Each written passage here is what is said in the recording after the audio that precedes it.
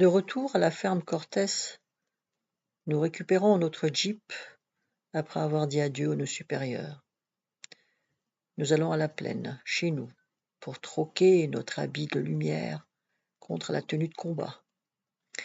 Nous devons rentrer au plus tard à 17h à Oued-Damer, où une sortie de nuit nous attend. Rendez-vous est donné à Bernard, qui déjeunera à l'ordinaire de la CCS. Jocelyne, en m'ouvrant la porte, remarque de suite un changement de mon attitude. La fine mouche me connaît bien. Qu'as-tu, mon chéri? Tu sembles particulièrement heureux. As-tu pu apercevoir le général de Gaulle? Mieux que ça, ma douce. J'ai même eu l'honneur de lui parler. Et je lui narre la scène dans le moindre détail. Puisse-t-il avoir exprimé le fond de sa pensée? Les hommes politiques sont d'excellents comédiens. Vous pouvez à présent continuer à vous faire tuer avec bonne conscience. Tu es dure, ma chérie. Moi aussi, j'aimerais que cette guerre cesse. Mais pour cela, un dernier effort est à consentir, et j'irai jusqu'au bout de mes idées. En attendant le jour de la victoire, je t'ai préparé un bon petit plat, car je suppose que tu as une faim de loup. Tu n'as même pas fait une bise à ta fille, père dénaturé. Sur sa chaise haute en bois, Martine joue avec des cubes de couleur.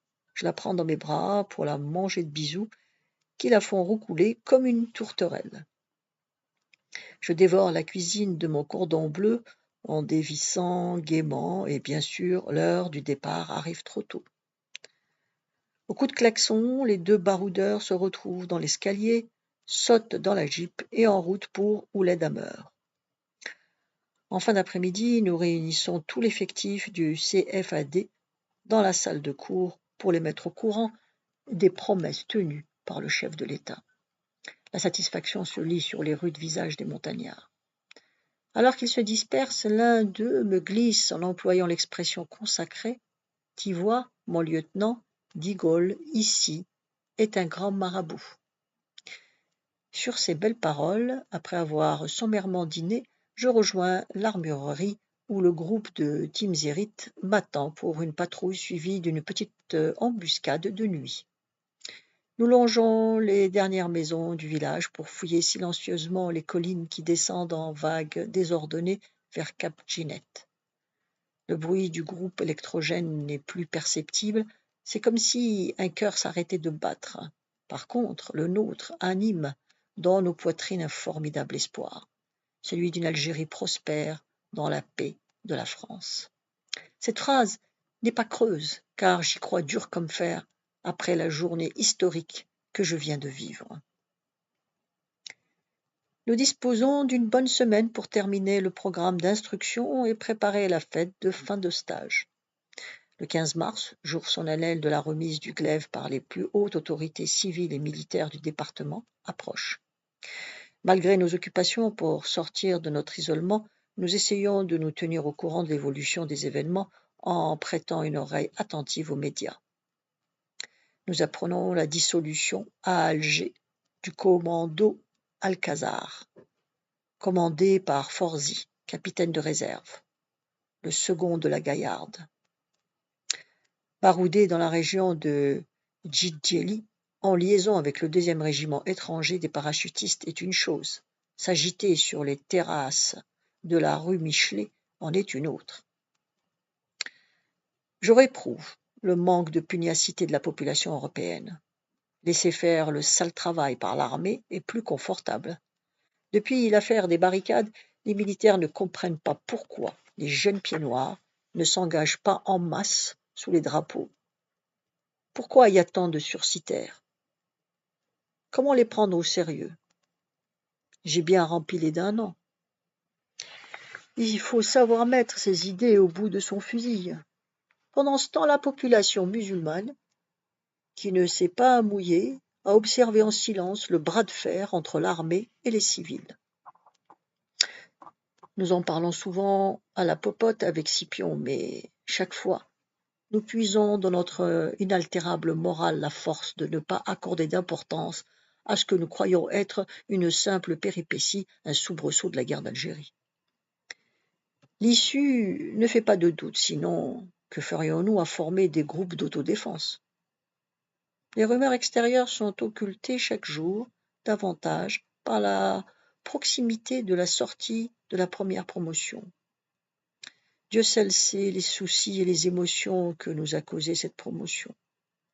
La chance a tourné en notre faveur après l'accrochage dont les stagiaires ne cessent de parler. Leur morale est gonflée à bloc. Leur retour dans les villages y est certainement aussi pour quelque chose. Je varie au maximum les heures de mon passage sur la piste, sécurité oblige, car à 2 dans la Jeep, nous ne pèserions pas lourd en cas d'embuscade.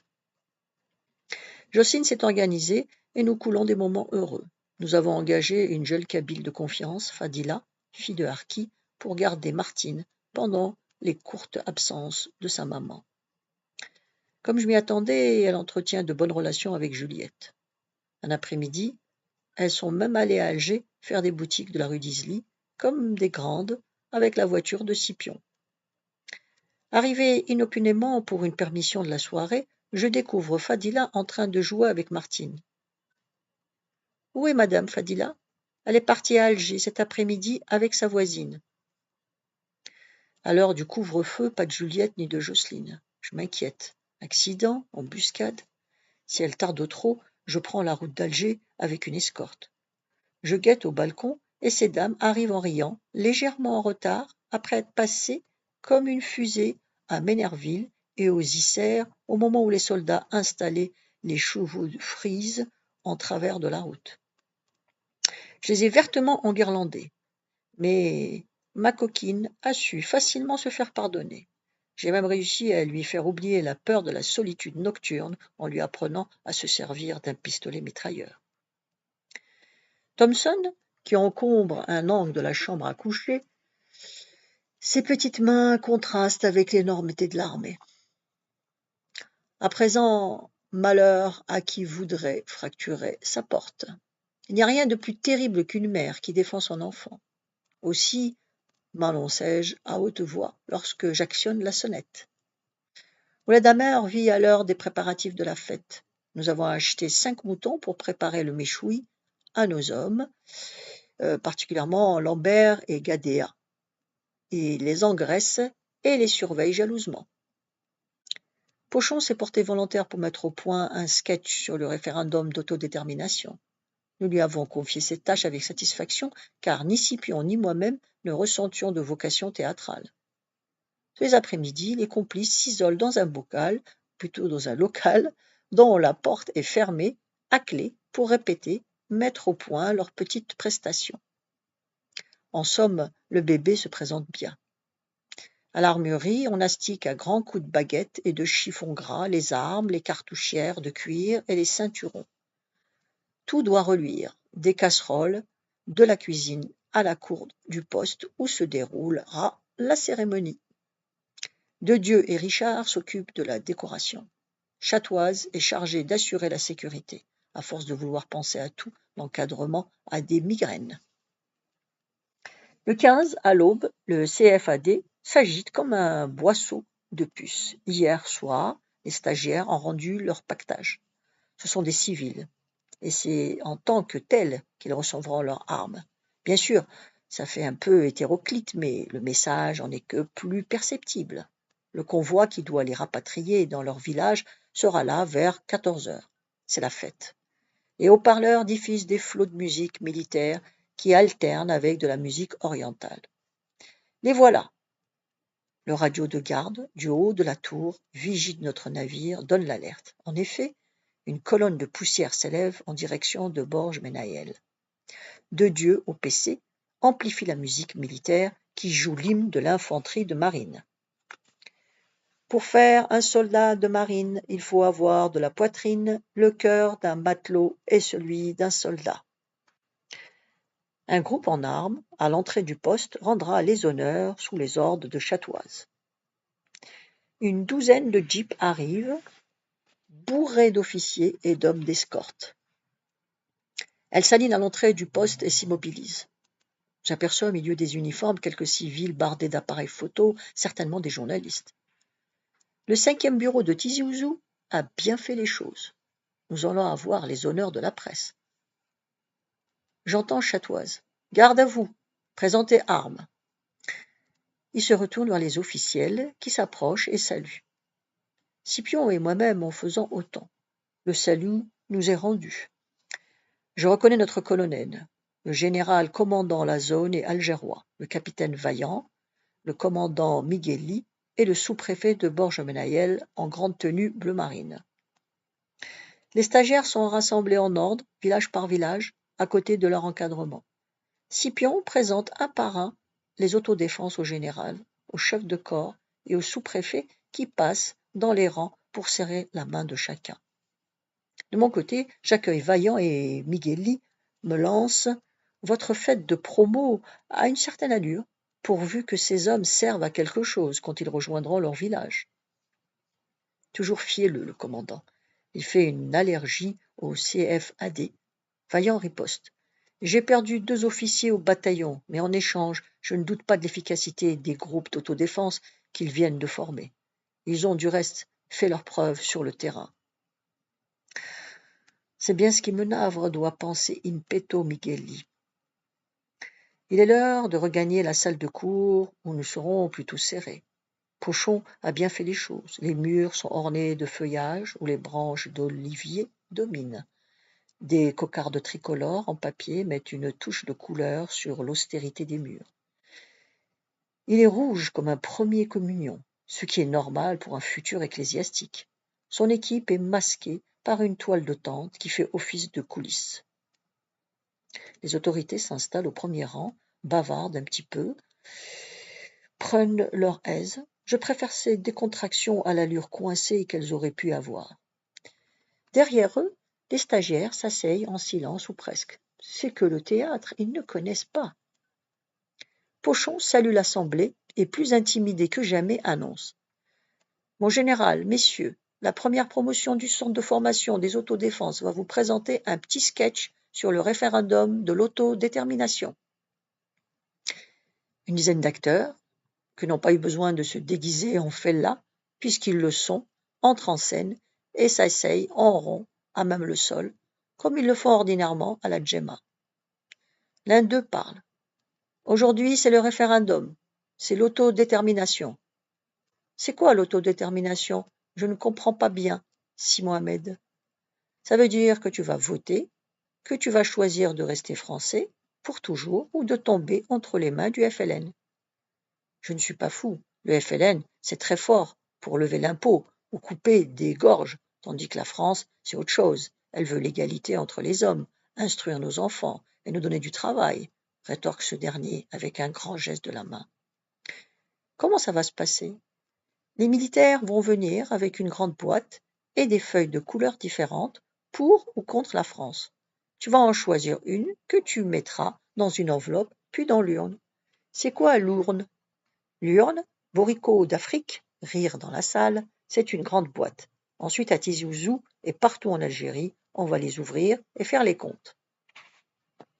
Sur ces entrefaits entrent Pochon et 2 harkis en armes qui installent sur une table pliante une urne de fabrication locale, 2 piles de bulletins bleus et noirs ainsi que des enveloppes. L'isoloir est une couverture tendue entre 2 piquets. La symbolique du sketch veut que les bulletins bleus soient ceux de l'Algérie française. On s'en douterait. Nos hommes miment alors le déroulement du vote sous le contrôle de l'armée. Soudain, l'un des acteurs, un ancien grisonnant, s'exclame. Je veux connaître tout de suite le résultat du vote. Avant que les militaires puissent intervenir, et ils y mettent de la bonne volonté, ils s'emparent de l'urne, la vident et ouvrent rapidement les enveloppes sous le regard de ses camarades qui l'entourent. Que des bulletins bleus. Tous crient et gesticulent. Vive l'Algérie française. Vive le général de Gaulle. Dans la salle éclate un tonnerre d'applaudissements. Bien sûr, cette parodie simpliste ne peut se dérouler qu'ainsi. On imagine mal une scène pareille dans un village de France. C'est un moyen fruste d'exprimer leur état d'âme après la pression psychologique qu'ils ont subie pendant 6 semaines. Puissions-nous ne pas décevoir leur élan patriotique. Le général se lève, se tourne vers l'auditoire pour lui adresser quelques mots. Khaled, fier comme Artaban, se place à côté de lui pour traduire au fur et à mesure. Responsable de village, j'apprécie beaucoup ici votre présence nombreuse. Je vois qu'en Kabylie il existe des hommes courageux qui ont le sens du devoir. Votre sketch m'a montré votre attachement à l'Algérie française, cette Algérie française qui souhaite le général de Gaulle. Mieux qu'aujourd'hui, vous avez prouvé qu'il y a quelques jours, sur le terrain, que votre courage était à toute épreuve, que vous avez fait parler la poudre. Vous avez neutralisé 4 rebelles et leur armement a été récupéré. Vous avez largement mérité l'arme que le colonel Leclerc vous remettra tout à l'heure. À présent, vos villages seront sous votre responsabilité en collaboration avec les militaires, jusqu'à ce que la paix soit définitivement rétablie. Vous pouvez compter sur nous, et nous savons que nous pouvons compter sur vous. Vive les autodéfenses, piliers de l'Algérie française. Tous debout applaudissent le grand chef qui vient de dire les mots qu'ils attendaient. La remise des fusils peut commencer. Scipion annonce. Rassemblement dans la cour du poste. Pressons. La suite demain. Vous pouvez vous abonner.